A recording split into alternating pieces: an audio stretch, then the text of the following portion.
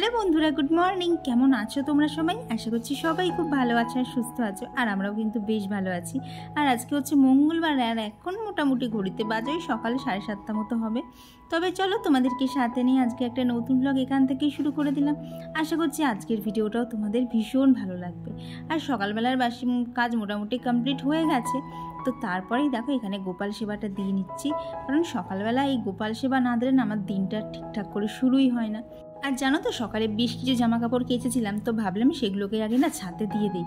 কদিন ধরে এমন হচ্ছে সকালবেলা এত রোদ থাকছে, এদিকে দুপুর হয়ে গেলেই না, আর দুপুর ঠিক না, ধরো এই 12টা মতো বাজলেই রোদও চলে যাচ্ছে, উল্টে মেঘলা হয়ে এমন একটা গরম দিচ্ছে যা তখন ছাদে এসে জামা কাপড় মেলা তো দূরের কথা, ছাদে আসতে ইচ্ছা করে না, এমন একটা জানো তো ভ্যাপসা গরম হচ্ছে।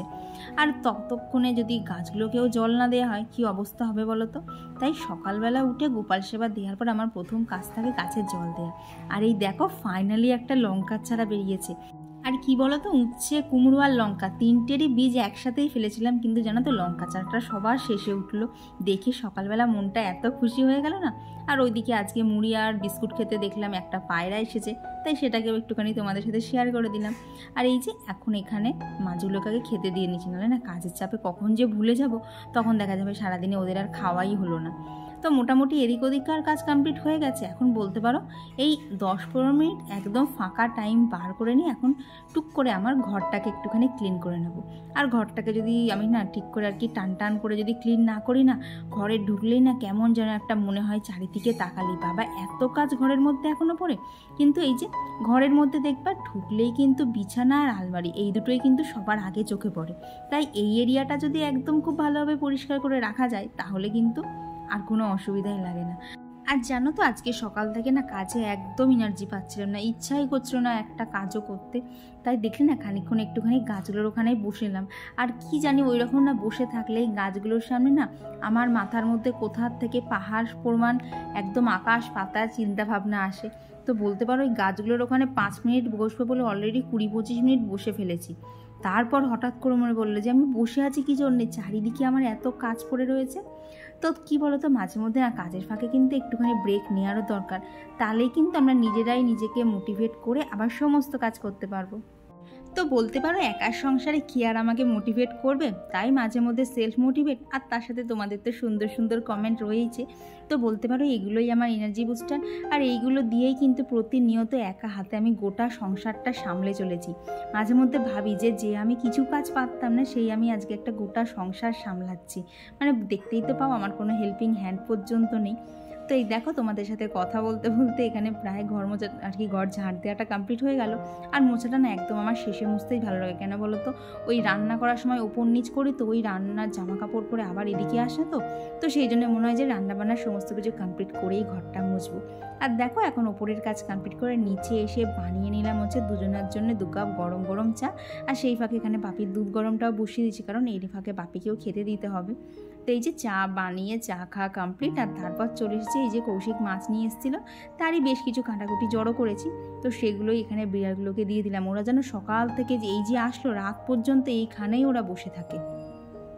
আর আজকে ভেবেছি জানো তো একটু আলুর তরকারিটা অন্যরকমভাবে বানাবো। তো দেখো প্রথমেই কড়াই সর্ষের তেল দিয়ে তার মধ্যে একটুখানি হিং ফোড়ন, শুকনো লঙ্কা আর একটুখানি জিরে ফোড়ন দিয়েছিলাম। দিয়ে না ওই তেলের মধ্যেই টমেটো দিয়ে দিলাম, দিয়ে একটু নাড়াচাড়া করে এখানে জিরের গুঁড়ো, ধনের গুঁড়ো আর লঙ্কার গুঁড়ো আর সামান্য দিয়েছিলাম হচ্ছে মিট মশলা। তো এই সব কিছু দিয়ে মশলাটা কষিয়ে নিয়ে এখানে আলু আগে থেকেই না সেদ্ধ করে রেখেছিলাম। এবার সেই সেদ্ধ করা আলুগুলো না হাত দিয়ে অল্প অল্প করে ভেঙে ভেঙে দিয়েছি।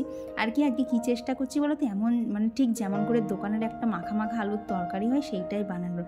দেখবে দোকানের আলুর তরকারি কিন্তু খেতে খুব ভালো লাগে। আর এই যে সবশেষে দিয়ে দিলাম হচ্ছে একটুখানি গরম মশলা। তো তোমরা একবার এইভাবে আলুর তরকারি করে দেখো, খেতে এত সুন্দর হয়েছিল না, মানে রুটি কম খাওয়া হচ্ছিলো, তরকারিটাই বেশি খাওয়া হচ্ছিলো, ঠিক যেমনটা দোকানের থেকে তরকারি আনলে হয়। তো তোমাদের কাছে রিকোয়েস্ট থাকলে তোমরা প্লিজ একবার এইভাবে বানিয়ে দেখো। আর এরপর এখন দেখলে তো কড়াই আর কি মাছের মাথাটা ভাজতে বসিয়ে দিয়েছিলাম, দিয়ে এখানে চলে এসেছে যে চাল কুমড়োটা কাটতে। আর আগের দিন তো দেখেছিলে চাল কুমড়ো রান্নাটা ঠিক কতটা পরিমাণ ফ্লপ হয়েছিল। তো এইবার বলতে পারো একদম ঠিকই করে নিয়েছি, মার কাছে গিয়ে না একদিন ভালোভাবে শিখে আসবো ওরকম করে করাটা। আর কি ওই রেসিপিটা না খেতে খুব সুন্দর হয়, কিন্তু আমি যেহেতু করতে পারিনি ঠিকঠাক করে, তাই খেতে না ভালো হয়নি। তো আজকে ভেবেছি আর কোনো বাবা এক্সপেরিমেন্ট না, একদম মাছের মাথা এনেছে তো সেটা দিয়ে ভালোভাবে চাল কুমড়োটা করবো। আর সেই ফাঁকে দেখো এখানে লঙ্কাগুলো আগেই না ও যেই এনেছে আর কি সঙ্গে সঙ্গে বোটা ছাড়িয়ে ধুয়ে রেখেছিলাম, তো সেগুলোই একটা এয়ারটাইট টিফিন বক্সের মধ্যে রেখে দিচ্ছি ভালোভাবে ধুয়ে। তো এইভাবে তোমরা একবার লঙ্কা রেখে দেখো, প্রায় 10-12 দিন তো একদম লঙ্কা ভালোই থাকে, মানে লঙ্কা তোমার খারাপ হওয়ার আগেই লঙ্কা শেষ হয়ে যাবে, এরকম একটা অবস্থা। আর তারপর দেখো এখানে চাল কুমড়োর তরকারিটা বসিয়ে দিচ্ছি, কারণ দেখলাম এটা না যতক্ষণ হতে থাকবে ততক্ষণে কিন্তু আমার রুটিটা করা হয়ে যাবে। আর কি তরকারি হয়ে গেলেও এখন আমার রুটি করাটা হয়নি, তো ভাবলাম গ্যাসটা ফাঁকা থাকবে, সেটা তো আমার সহ্য হবে না, কারণ ওই গ্যাস একবার যদি জ্বালি, যদি গ্যাস ফাঁকা থাকে আমার মনে হয় যা আজকে আমার সব ভুল হয়ে গেল, আজকে আমি কিচ্ছু রান্না করতে শেষ করতে পারবো না। তো এইদিকে দেখো চাল কুমড়োর তরকারিটা বসিয়ে দিয়ে এখন এইদিকে সমস্ত রুটিগুলো বেলে নিচ্ছি। আর কি বলো তো, এই রুটিটা যখন করি না ফ্যানটা অফ থাকে তো এত কষ্ট হয় না, মানে করবো 5টা রুটি, মানে মনে হয় যেন 10টা রুটির মতো খাটনি হয়ে যাচ্ছে। তো এই যে এখানে রুটি হয়ে গেছে, এখন চলো রুটিগুলোকে এখানে করে নেওয়া যায়। তো এক দিদিভাই জিজ্ঞেস করেছিল যে তাওয়ায় কী করে রুটি করতে হয়, তো দিদিভাই এই দেখো তাওয়ায় রুটি করতে গেলে না রুটিটা দিয়ে আর কি গ্যাসের ফ্লেমটা প্রথমে মিডিয়ামে রাখতে হবে, তারপরে এইভাবে চেপে চেপে দিয়েই আর কি রুটিটা সেঁকে নিতে হবে, কারণ একদম তো আগুনে দিয়ে রুটিটা মানে সেঁকে খাওয়াটা তো খুব খারাপ। তো এটা তোমাদের থেকেই আমার শেখা। তো দেখো তোমাদের দৌলতে কিন্তু অনেক নতুন নতুন জিনিস আমি শিখতেও পারছি, কারণ আগে আমি তাওয়ায় রুটি করতে পারতাম না, প্রথম যখন করতে গেলাম এত বাজে হয়েছিল। তবে জানো তো বেশ কয়েকদিন করতে করতে না অনেকটা আয়ত্তে এসেও গেছে, তবে এখনও বেশ খানিকটা আয়ত্তে আনতে হবে। তো সেই ফাঁকে দেখো এখানে রুটি করে মানে খাওয়া কমপ্লিট করতে করতে কিন্তু এখানে আমার চাল কুমড়োর তরকারিটা হয়ে গেছে। তো বলতে পারো এই জন্যই আমি সবসময় চেষ্টা করি যে মানে রান্না একবার যতক্ষণ শুরু করেছি আর থামবো না, পরপর করেই যাবো। আর আজকে এই যে মাছ এনেছে, এখন মাছগুলো ভেজে নিয়ে রান্নাবান্নাটা কমপ্লিট করতে পারলেই হলো বাবা। গরমের মধ্যে এরকম রান্নাঘরে দাঁড়িয়ে রান্না করা যে কী কষ্টের বলো, যারা আমরা করি তারাই জানি। তো চলো এবার তাহলে বাকি রান্নাগুলো সমস্ত কিছু কমপ্লিট করে নেওয়া যাক। আর বন্ধুরা তোমরা যারা এতক্ষণ আমার ভিডিওটা দেখছো, তোমাদের আজকের ভিডিওটা কেমন লাগছে অবশ্যই কিন্তু জানিও, আর ভালো লাগলে কিন্তু একটা লাইক একটা কমেন্ট প্লিজ করে দিও। আর বাকি কাজগুলো কমপ্লিট করতে করতে চলো এবার বেশ কিছু কমেন্টও শেয়ার করে নেওয়া যাক, কারণ আগের দিনের ভিডিওতে আমি কারোর কমেন্ট পড়তে পারিনি।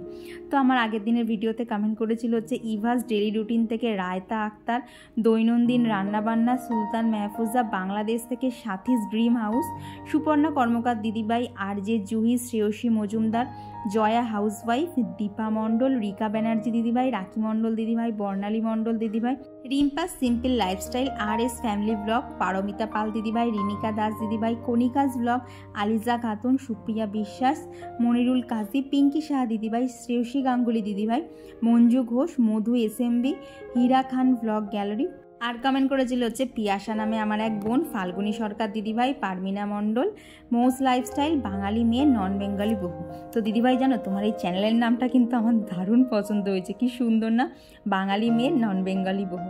তো তোমাদের সকলকে জানাই অসংখ্য অসংখ্য ধন্যবাদ, তোমরা আমাকে এতটা সাপোর্ট আর ভালোবাসা দিচ্ছ।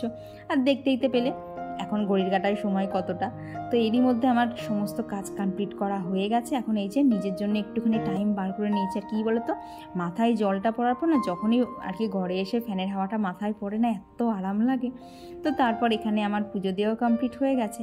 আর আজকের আমাদের মেনুতে রয়েছে হচ্ছে শাক ভাজা, তার সাথে রয়েছে মাছের ঝোল, আর ওদিকে রয়েছে মুসুরির ডাল, চাল কুমড়ো দিয়ে আর কি মাছের মাথা দিয়ে চাল কুমড়ো, আর ছিল চাটনি।